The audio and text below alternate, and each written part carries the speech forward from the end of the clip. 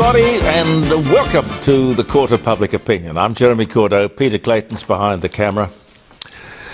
As I said, I think, I hope you had a great Easter. Absolutely.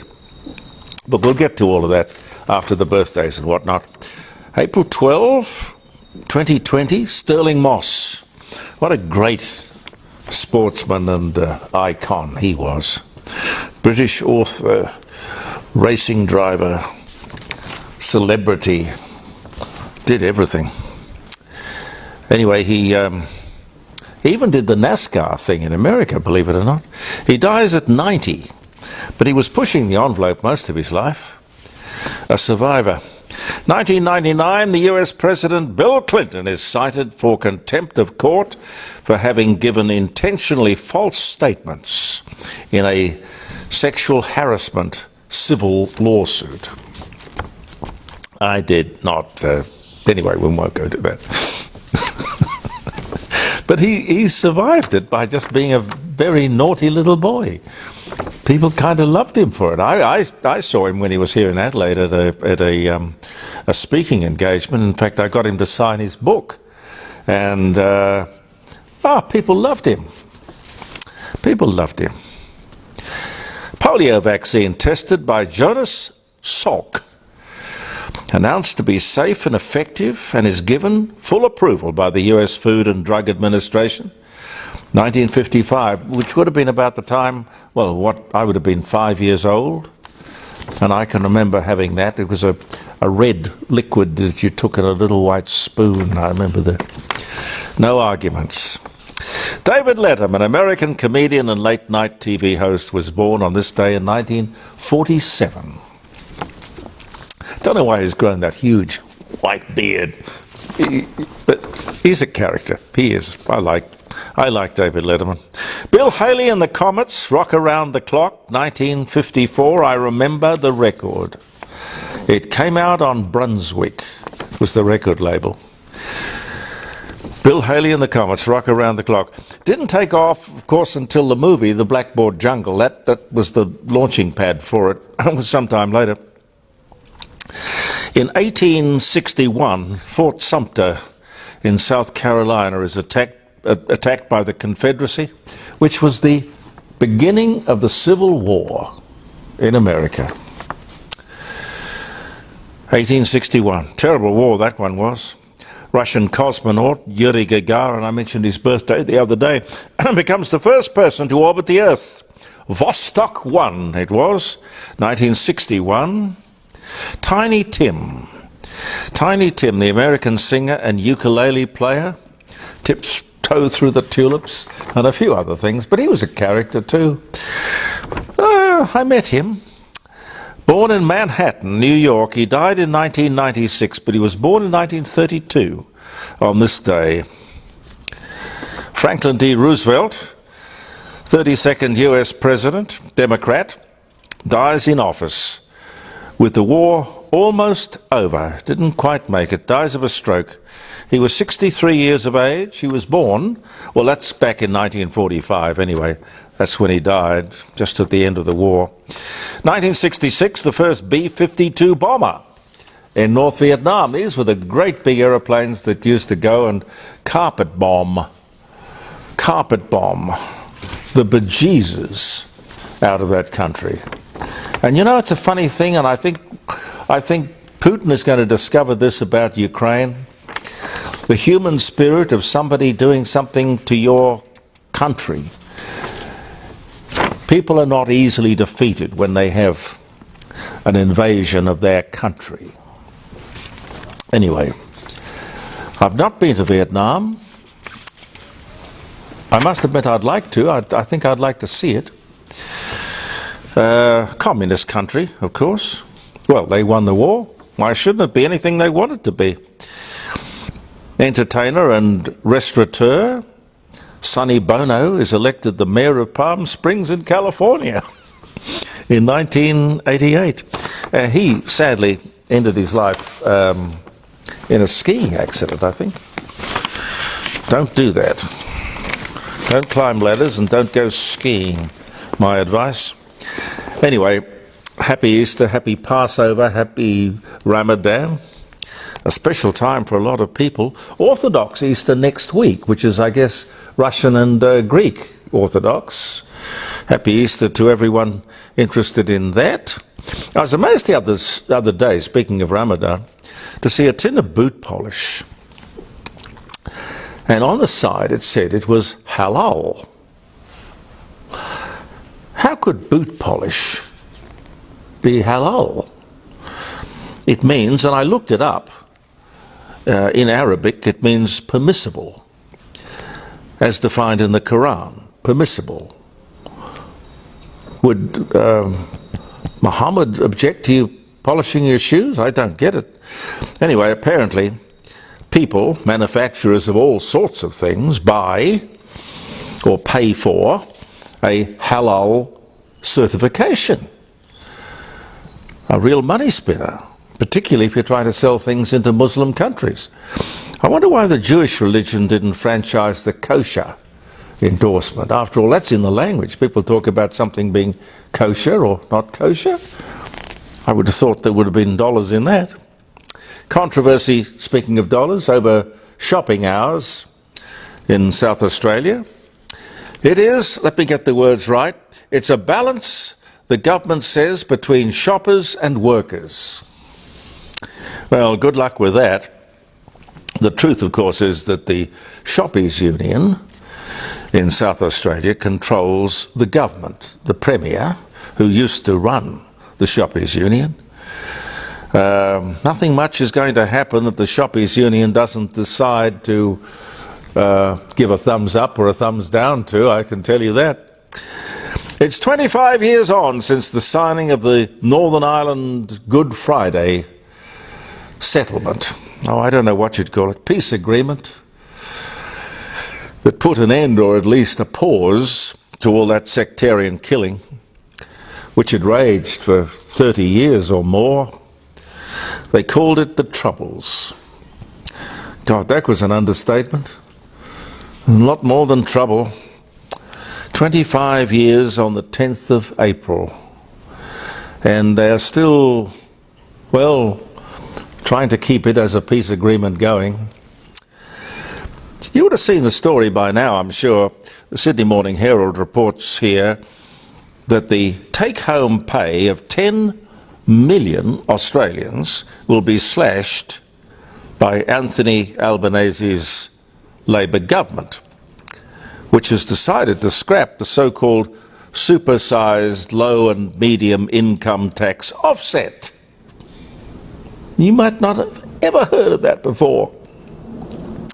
But this is an interesting way to help people with the cost of living, wouldn't you say? It says here, more than 10 million middle-income Australians will face one of the largest tax increases in history. Whoa! That's kind of sort of gone under the radar a bit, hasn't it? For something of this size and importance.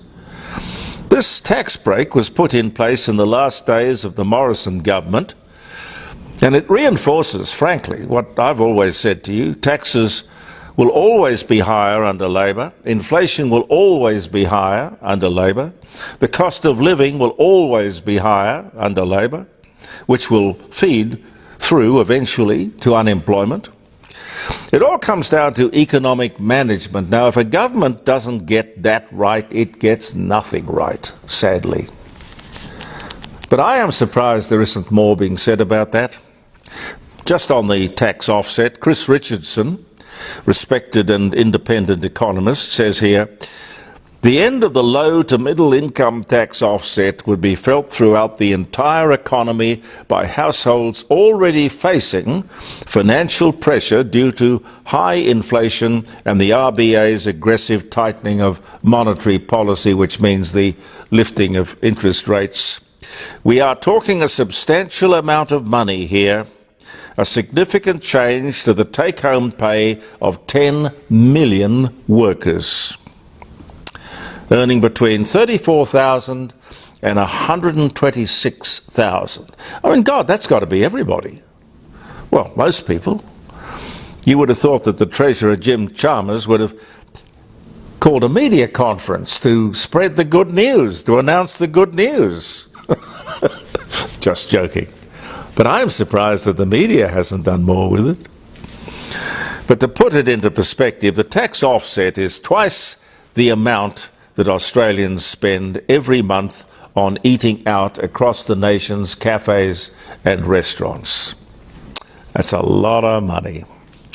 This will just make it that much harder to make ends meet. While the government bangs on about lifting real wages. The word hypocrite does come to mind, frankly. Can you believe, with building companies collapsing all over the place, the CFMEU, which is the Building and Construction Union, the trade union movement generally, is in open revolt and want more pay increases, higher wages. I wonder why they can't see the big picture, what their demands may do to the big picture.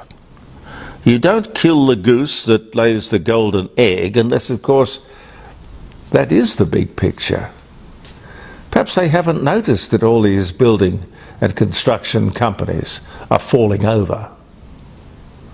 What will your demands do to that? I wonder. And speaking of such, I heard that teenagers, kids, basically, arrested in Queensland the other day for demonstrating against the NAB because that's the NAB, funded various coal mining companies. Would somebody like to tell these kids that China buys most of our coal to fuel the thousands of power stations which help them maintain the second strongest economy in the world? I got a high regard for kids. I'm sure they would be able to join those dots.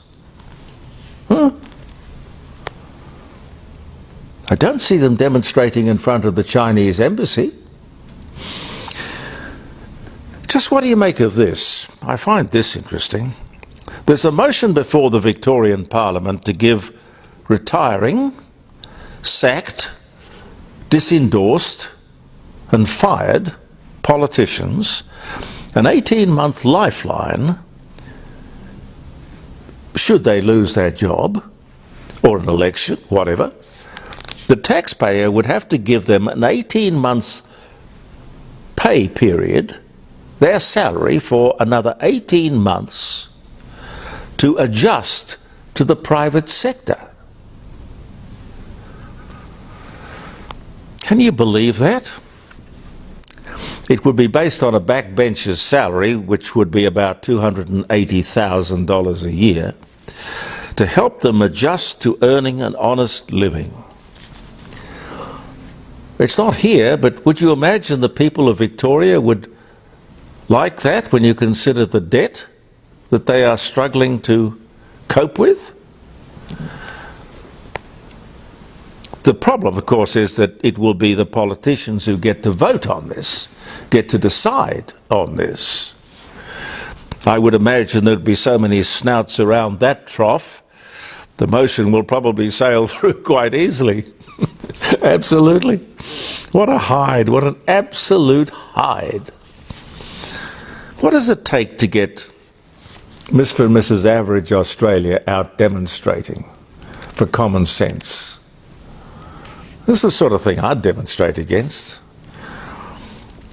Ramping in public hospitals here in South Australia, and I don't doubt anywhere else in the whole country, is worse than ever. But here in South Australia, March was the worst month ever for ramping. 4,000 hours in 1 month. Far worse than under the previous government, a situation which certainly contributed to its demise. Labor said they'd fix it. Elect us and we'll fix the ramping. That was it. Labor now says, this is the latest, Labor now says, give us time. In 5 years we'll have it fixed. I'm sorry, I think we should apply the same impatience to this government that we applied to the last government. Don't you? Huh? That must be embarrassing for Anthony Albanese. Warren Mundine. Don't know if you saw it. I don't see that it's being reported widely, but let me bring it to you now here in the court of public opinion. Warren Mundine, being interviewed on the subject of The Voice, pointed out something that can only be described as an inconvenient truth. Now, he is a highly respected Aboriginal elder and leader. He said, with over 280 different Aboriginal tribes in Australia, each with its own country, and you only have to look at the ABC or listen to the ABC to hear all these countries being acknowledged. Each with its own country, one tribe or one spokesperson from that country cannot speak for any other Aboriginal in any other country. What could you do about that? Amazing. I think Warren Mundine belled the cat. This whole thing has nothing to do with getting the advice of Aboriginals, because clearly, according to their own culture, they can't. Nothing to do with the advice of Aboriginals. It'll be the advice of the activists who will pretend to speak for Aboriginal people. But of course, they won't, because they simply can't. Now that, ladies and gentlemen, should be the end of the whole thing. But the conspiracy of the media to close down and not report anything that is likely to be anti-The Voice is truly frightening in a free country like Australia. Believe in yourself, ladies and gentlemen. I'm Jeremy Cordeaux. Peter Clayton and I will be back tomorrow. Thank you for viewing the Court of Public Opinion.